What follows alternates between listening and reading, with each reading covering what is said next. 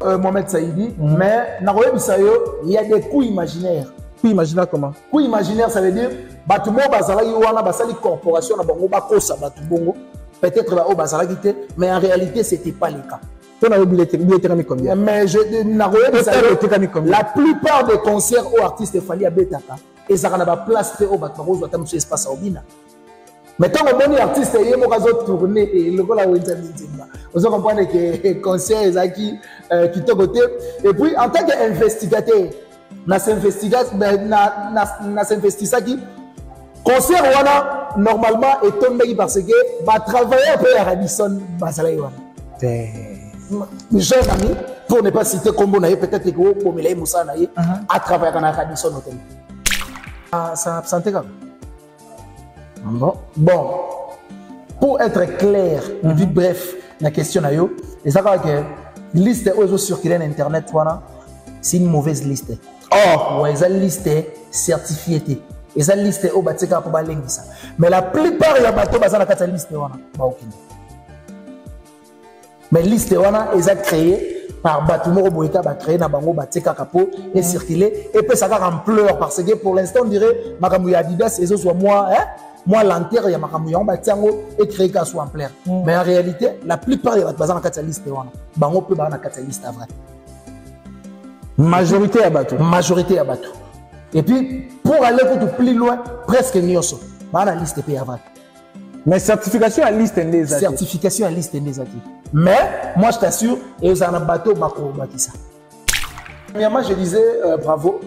Na ressortissant tout il y a 6 Koubani. Yambi. Premièrement, moi on a bango.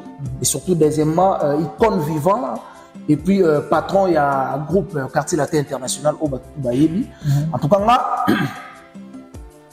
et Tony Makasi, comme on a un artiste, Azongi na mboka na mbeto le village natal, mboka ya maman naye, bayambi on dirait roi. Ça veut dire sim déjà biso africain, il y a rotamutu na chipo. Les racines moko significatif si il y a royauté. Dire ça il y a royauté. En tout cas merci beaucoup na ba ressortissant surtout ya Sidou Bangi, ne ba recevoir ndeko na bango, mwana na bango, papa na bango, artiste et musicien na bango. Président, il y a Quartier Latin International et surtout sénateur Nabango, M. Kofi Olomide Abouefa. En tout cas, concert wala bat bazala ki na wango te. La place où tu as été soldat, c'est ça la Brazzaville. Bazala ki te artiste atambola ko. On va dire que artiste zo tambola ko boulevard. Pas le kamao kalete. Ça veut dire concert il y a Kotonda. Où est ça la santé? Où non papa, yo c'est sûr que classe ya likolo na Brazzaville na rosa ka 100 personnes. Classe ya likolo na Brazzaville bazaka ça. Moi je suis sûr que ceux qui vont baser et les banda vont créer ma table. Oh comme ça concert satiré. Maintenant, on va sentir artiste et on va convaincu. On va comprendre que le concert est comme été. Mais il va faire croire biso quand on va penser bon en réalité ils ont opinion là-bas. Mais il faut une bien pas bateau ba li ba tela. C'est ce qu'on a dit surtout Monsieur Kofi Olomide, monsieur l'ambassadeur culturel Mboka na biso, aza candidat sénateur na Sidou Bangi. En tout cas, ba ressortissant tout, il y a Sidou Bangi, amour au bolakisi. Il y a Koyamba légende, il y a musique na biso ya Congo et surtout Koyamba nouveau sénateur qui est M. Kofi Olomide Oaza na madame Naïma Massi Olomide. En tout cas, beau prêter une main forte et surtout bino il faut beau prier trop. Au bateau ba votaka ba sénateur ba député provinciaux. Ça veut dire beau prêter une main forte, beau sambela mingi ba député provinciaux wana bazala manipuler na bokasi ya Nzambe. Pour que les côtés combo ya M. Kofi Olomide dans la urne au barossa la élection et vous avez vraiment une très bonne chose et surtout artiste azalawana pour défendre ma valeur na ça là déjà la croyance que tu réfléchir moi trop au lieu de faire beaucoup de bruit question avec bien et puis eza parmi Babylone au nazo na internet est-ce que le nom pour ne pas voiler ma face de pour être clair et puis bref. Est-ce qu'on peut citer 5 artistes congolais intelligents sans pour autant instaurer Kofi Olomide? On parle du comportement. On ne peut pas parler d'abord, premièrement, du comportement. Premièrement, poste au Azuana, tu dois parler de la compétence, de l'intelligence. Ok. Ça veut dire intelligence déjà sous-bassement. Il y a Marambo à Kendelikuna. Parce que tu ne peux pas être sénateur sans pour autant être intelligent, premièrement. Et puis, deuxièmement, est-ce que n'a réalité que Koffi Olomide, c'est parmi les artistes congolais au Bazar Namouté Mamounene. Bazar Namouté Mamounene.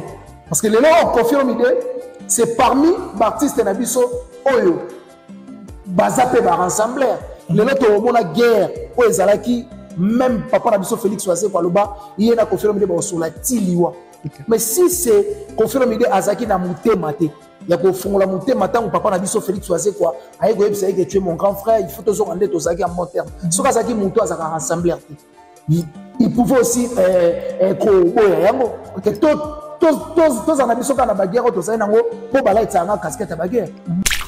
Par rapport à ma propos et Alexis, ma réponse n'a rien à ça qui et comité na bureau na bango ya Romoni Lisa aïe pour démentir que Alexis fallait accorder les gars wendo te wendo aza icône.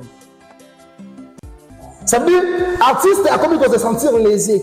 N'a pas propos ça sans pour autant consulter le bureau. Ça veut dire, tu viens passer à la télé, mais autour du bureau, pour l'instant, on a programme. Mais il y a la télé pour insulter, mais au sinon programme l'artiste. On ne peut pas un concert artiste à courbé. C'est ça que besoin les artistes, peut-être. Nous avons un chocolat bureau. Invitation à ardoise. Mais avec Given, invitation en bois. Netika Kabasali à mon Joseph Tata Moko grand menuisier. Invitation en carton. N'a pas follow Nango. Jardin de Den. Invitation à boy. Bon, Mokolo fait il a tamabé. Maison Given. À Bossali Minoté. À Tchelibinope promotion. Angolais à Pamba. Maison Given. Balingamboka Boété. Vous êtes trop amoureux du pays. Wow! Given! Vous exagérez. On n'aime pas le pays comme ça. On n'aime pas le pays comme ça. Voilà, bonjour tout le monde, bonjour chers internautes. Vous qui nous suivez sur Congo et Congo Plus Télévision. C'est bien moi, les vôtres, Kevin. Au Mohamed Saïdi, ça a toujours été un réel plaisir pour moi de vous savoir tellement nombreux qui nous suivent en ce net moment. Merci à nos fidèles partenaires. Merci à 100% polémique. Merci à toutes ces personnes qui n'ont jamais cessé de nous soutenir. Nous vous disons merci pour nos efforts que vous avez apporté dans mon salon tout ça vraiment. Nous vous disons merci pour ça. Et puis là, il faut que les gens bandeko bazali ko buka mabolongo pour toujours la cabine en forme de temps en temps dans l'émission na biso vraiment c'est un acquis pour mon salon tout ça les gens bandeko ba rapenza wana très satisfait. Il y a côté là été dans la liboso na bango pour na kopesa ba information ya ka vérifiable et crédible ou comme na ba parler na nzela na biso vraiment ezali eloko ya motu ya tozali mingi awa pour na kobeta masolo mai matali déjà aux alliés candidature sénatoriale. Je pense que bandeko ebele ba yebi était bandeko ebele ba ko postuler lokola ba sénateur na mboka na biso, mais parmi les gens qui vont postuler, parmi les gens qui ont postulé parce qu'il faut donc na critère wana Koffi Olomide fait partie des gens qui ont postulé na kati ya regroupement AFDCA aux alliés regroupement ya président c'est Bahati Lukwebo au Koffi Olomide azara na kati wana azali ko postuler na kati ya Sidou Bangi Ozali mabele nae natal mabele nae ozali abakoko nae de Koffi Olomide kenayi côté kuna mais mingi tozali awa pona ko marteler en ce côté ba critique ozali ko ya likolo ya candidature ya Koffi Olomide il n'est pas compétent il n'est pas un bon exemple pour na kozala sénateur lelo Koffi Olomide mingi pe na kati ya avion après ataki madame Cindy Olomide comme la deuxième dame de la République. Déjà cette question peut ezali ko tika bandeko ebele na moins une différence vraiment to kozata il y a ko éclaircir mais si ba deux zones d'ombre ezala qui comme toujours mais to kozala mais avant toute chose je vais commencer par dire un grand merci au général manager papa Clovis Afipa mobala maman de Recife par la Grande-Bretagne merci na roi de Gaulle bilanga makofi o ayebi patron ya ndenge ya mukete mokonzi ya luna na kati ya men na kati États-Unis d'Amérique vraiment merci na yo et merci na bandeko nyonso bazali ko soutenir biso partout au Bozali. Je pense que tu as pour nous poser parole tout qui est invité na biso de longue jambe pour na kosola maimatali culture to pe kosola maimatali actualité. Bonjour longue jambe. Bonjour Mohamed Saïdi. Bonjour aussi à tous nos abonnés. Il y a Congo SM officiel télévision plus. OK. Merci parce que vous s'abonner massivement, vous partager, vous liker et surtout vos commentaires et ça le rabiso vraiment qui toko pour tout avancer et surtout merci à le général manager papa Clovis Fimpa et maman Doris. Je vous informe déjà demain c'est mon anniversaire. Oh. Le 3 avril je nais. Je suis né demain. Le 3 avril, en tout cas, bah cadeau, bah vidéo, bah message, bah post, et au ça vraiment, qui trop comme makasi na part nanga. Merci déjà.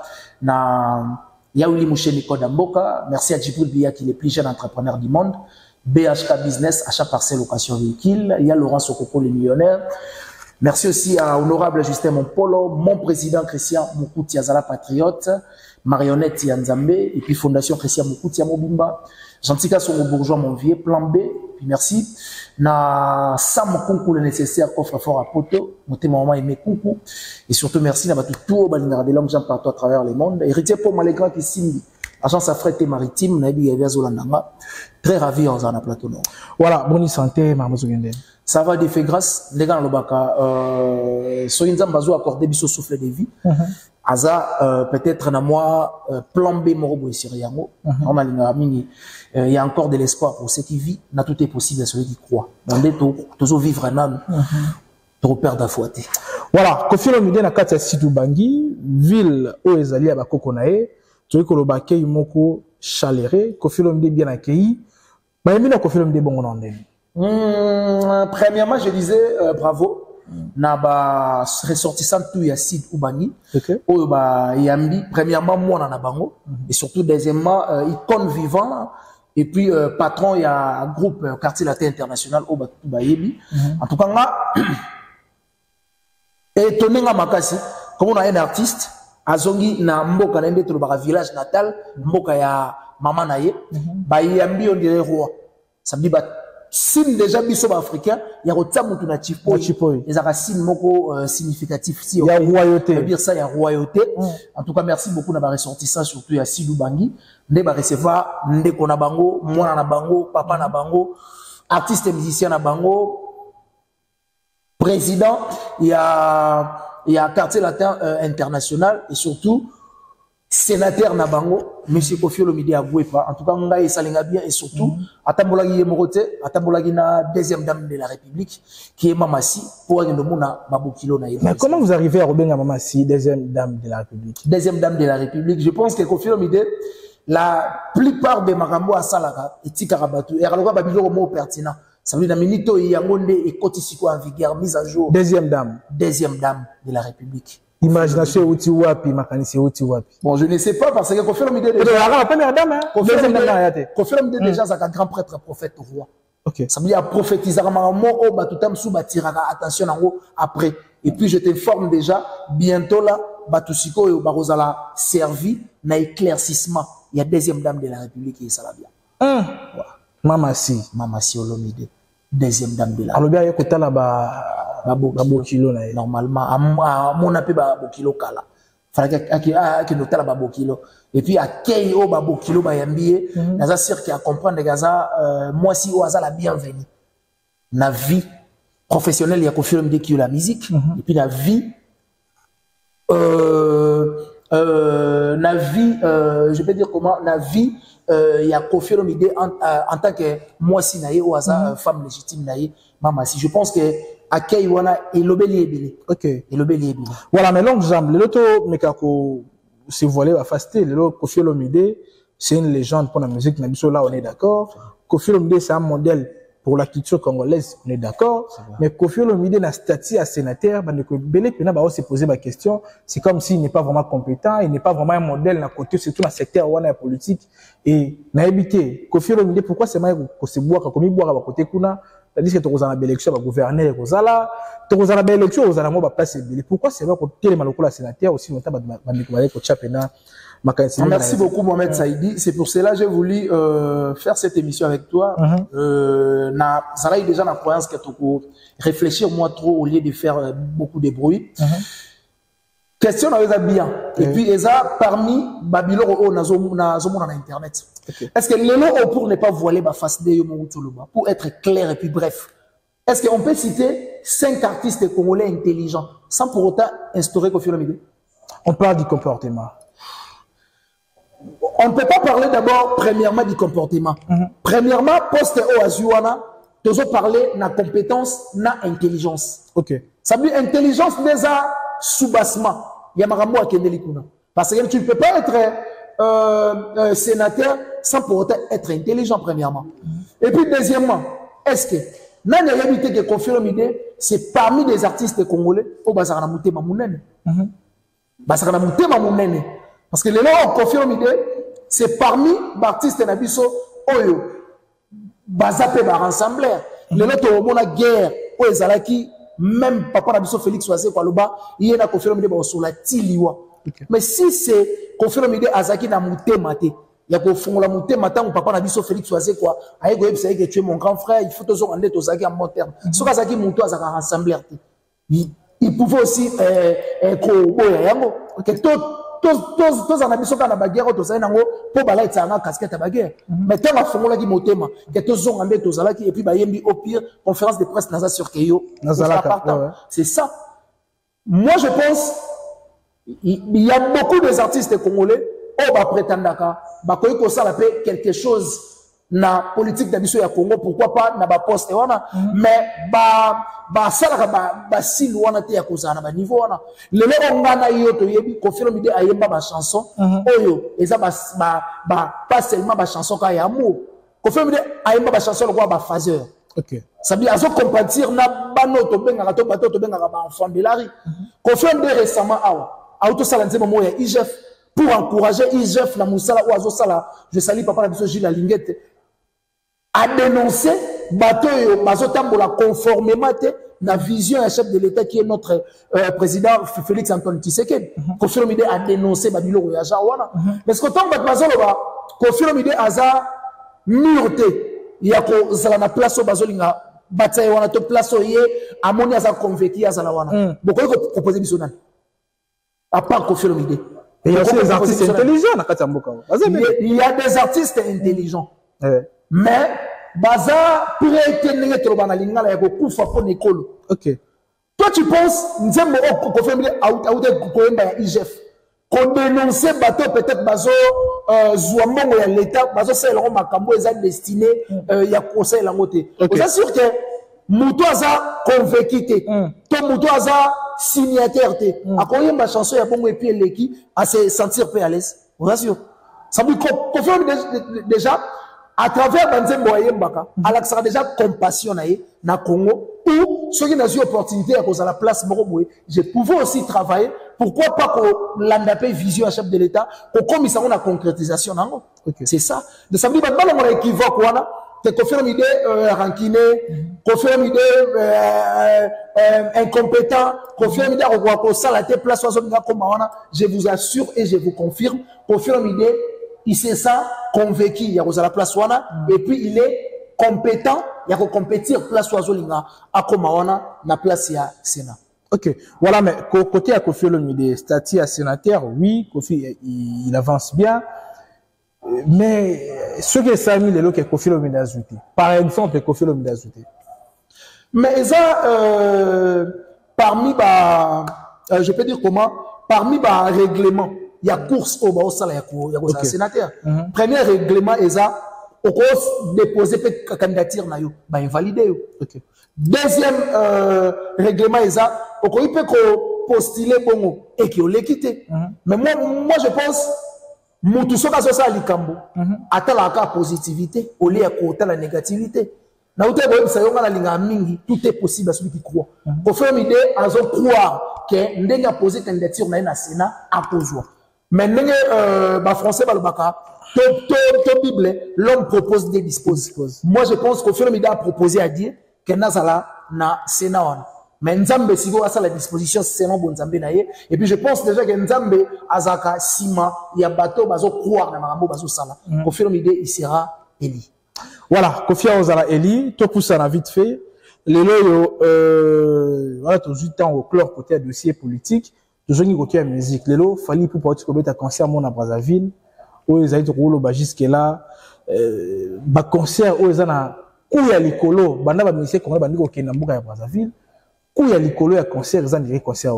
Table les qui il y a deux variantes, il y a affaire à 1000, 2000, 3000 $ pour notre table. Est-ce que ça pensa logique que concert les Canadiens? Merci pour ta question, Mohamed Saïdi. Mais il y a des coups imaginaires. Coups imaginaires comment? Coups imaginaires, ça veut dire batumo bazala yuana basali corporation na bango bakosa batubongo peut-être ba o bazala kité, mais en réalité c'était pas le cas. On a oublié combien? Mais la plupart des concerts aux artistes il fallait à Betaka. Et ça n'a pas place au Batmarozo, à Tamusu Espace à Obina. Mais tant que les artistes ils ont tourné et le gars vous comprenez que concert qui te côté. Et puis en tant qu'investigateur, n'a s'investissé qui concert wana normalement est tombé parce que va travailler un peu à Radisson Basala wana. Jeune ami, pour ne pas citer Combo Naye, peut-être que Bomele Moussa Naye a travaillé à Radisson Hotel. J'ai un ami à moi, pour ne pas citer Combo parce que il a créé les problèmes dans le boulot. À travailler à Radisson. Et ça va dire jour Naye pour Adima, peut-être repos, il fallait qu'il ait un palais, insister bango, qu'il y a un bateau Basala qui parmi tes, il fallait qu'il ait la jour wana, il fallait passer la peau, passer la effectif.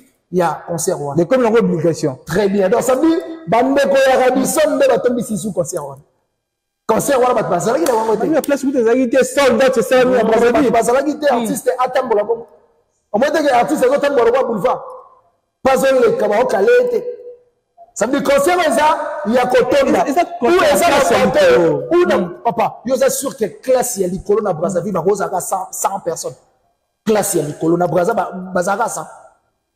Je suis sûr que ceux qui vont faire Libanda vont créer des tables.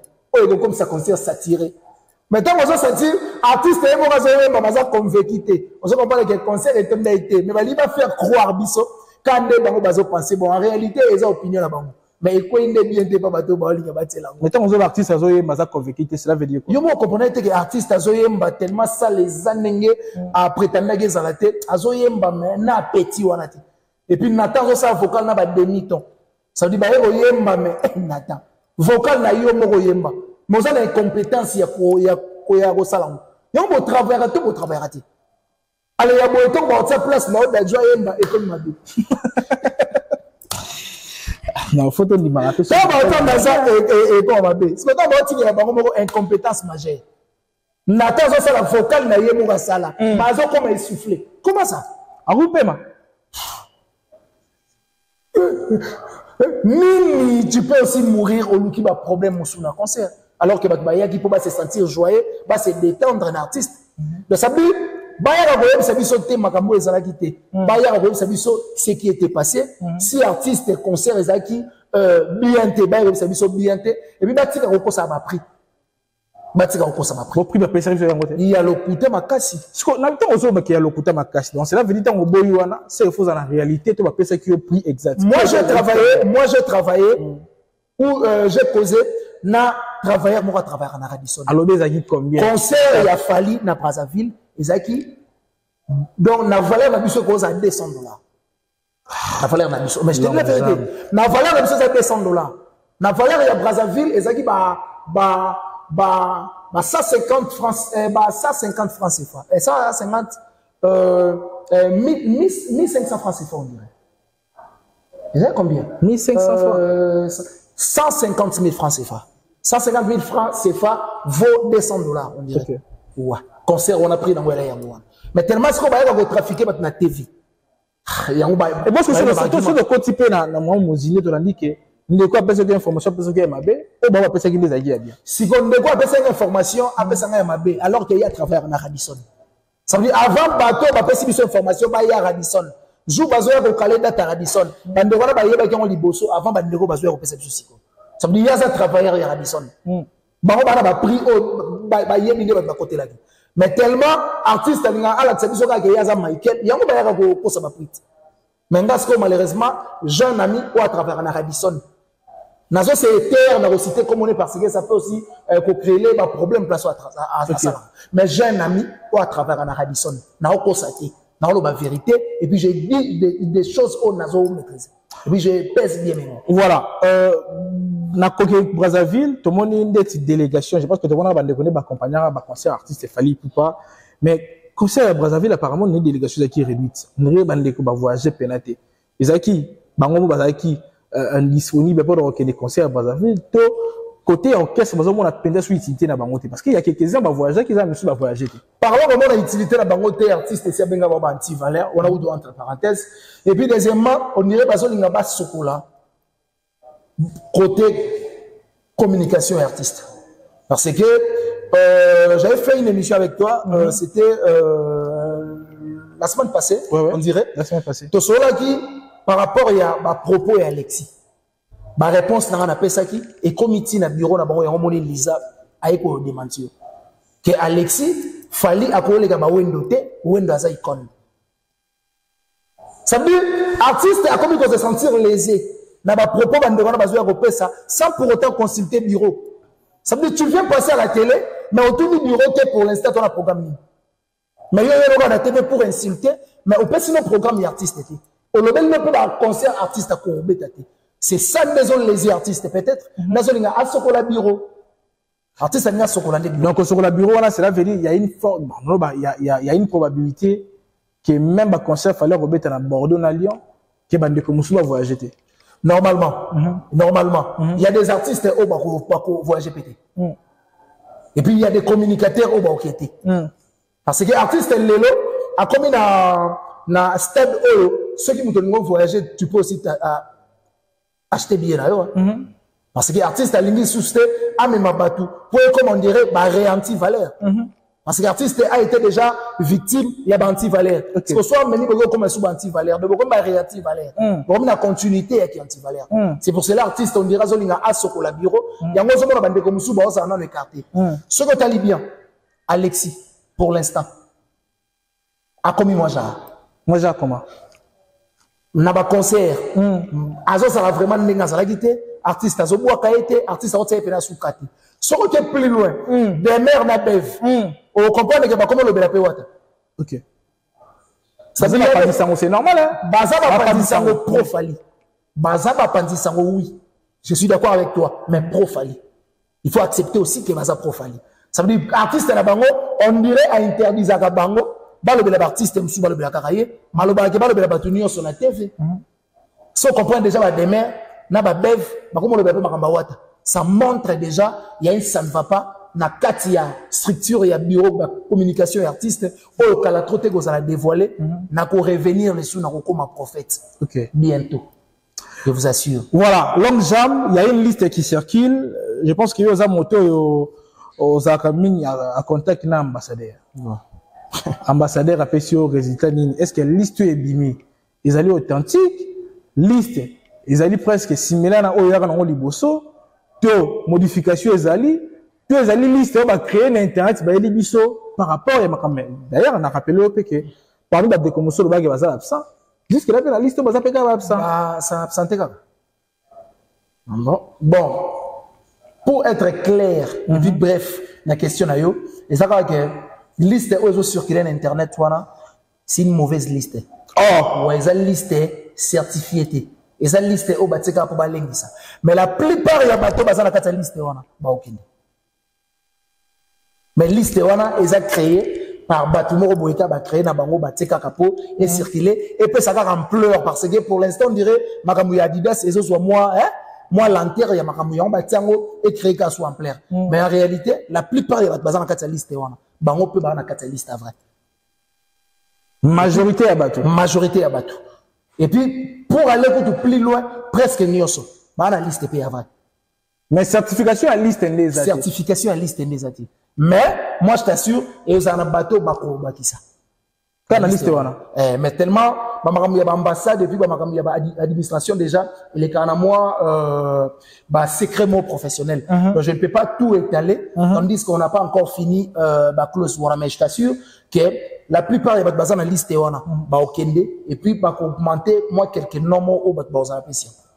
Voilà, toujours clôturer l'émission. S'il faut lancer un message clair dans l'andibiso en émo ou le bani pour clôturer l'émission. S'il faut lancer un message dans tout l'andibiso, ça va surtout dans le gasi du bangi. Message pour bangi surtout. Monsieur Kofi Olomide, monsieur l'ambassadeur culturel à Mboganabiso, as candidat sénateur na Sidou Bangi. En tout cas, ressortissant tout, il y a Sidou Bangi, amour au bolakisi.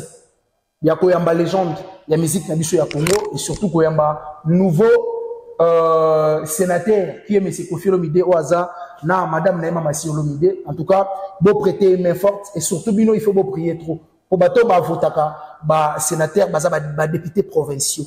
Ça veut dire beau prêter main forte bo sambela mingi ba député provinciaux wana bazala manipuler na bokasi ya nzambe pour ba kende kota kombo ya monsieur Kofi Olomide na ba urne au barossa la élection wana et vous allez vraiment une très bonne chose et surtout artiste azala wana pour défendre ba valeur parce que Congo on a besoin il y a bateau baza capable ya kosala quelque chose basala yango pourquoi pas parce que te possible bateau opportunité mingi mais on dirait il faut bateau pe biso to satanda qui te sous-estima qui to estimer bango nanu pour la dernière fois je pense que Congo iroleka Congo ya lobby et surtout mon numéro c'est plus 243 90 69 092 17 plus 243 90 69 092 17 pour nos de longues gens pour plus de détails. Merci pour ton invitation. Mohamed Saïdi. Merci aussi na Roi de Gol. Roi de Gol Bilanga Makofi. Grand boss na Katamena. Na kata États-Unis d'Amérique. Na PC ba Mbotelele. Et surtout merci derrière la caméra à Charo, le caméraman court. Et puis merci à Arnaud de Matumona, un bon rétablissement en tout cas. Merci à Obiki et Salimia parce qu'on avait besoin de toi vraiment. Et puis merci à tout le personnel et à Congo SM officiel télévision et surtout à le général manager Papa Clovis Philippe et Maman Doris. Merci pour l'opportunité renouvelée. Okay. Et merci à Yaouli Moucheni. Merci à tout le monde au Balingara des langues gens partout à travers le monde. Mon anniversaire c'est pour demain. Souhait. Attaque à doter, mais attaque souhait. Attaque à souhait. Joyeux anniversaire. Mais numéro peu aux importants, parce que nous sommes bien appelés lobby. Net, ça m'a battu en arrière. Roi de Gol, il y a un accord, il y a quoi? Voilà,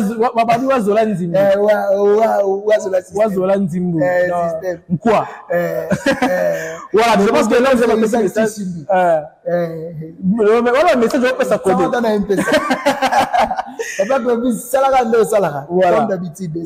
Voilà, maintenant avec de longues jambes, je pense que l'émission me colle Sili, longues jambes, merci pour la. C'est à moi de te dire merci et surtout c'est un devoir. Voilà. Merci beaucoup à toutes ces personnes qui nous ont suivis à la fin. Moi, je vous dis un grand merci. Merci, la général manager Papa Clovis Fimpa depuis Grande-Bretagne. Merci à Maman Doris Fimpa. Merci, la Roi de Gol Bilanga Makofi Nakati Amen. La bonne sanité, le vice-ministre de la Communauté limité, maître Isaac Moukende Tichingi. Merci à Batutu Balingarabsou de l'ensemble. Jonathan Kakesa Gogo, G-Baby, Nakati États-Unis d'Amérique, Jojo Ngoyi.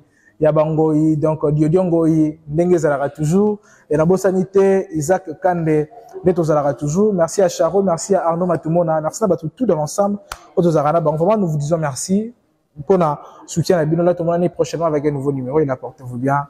Bye bye.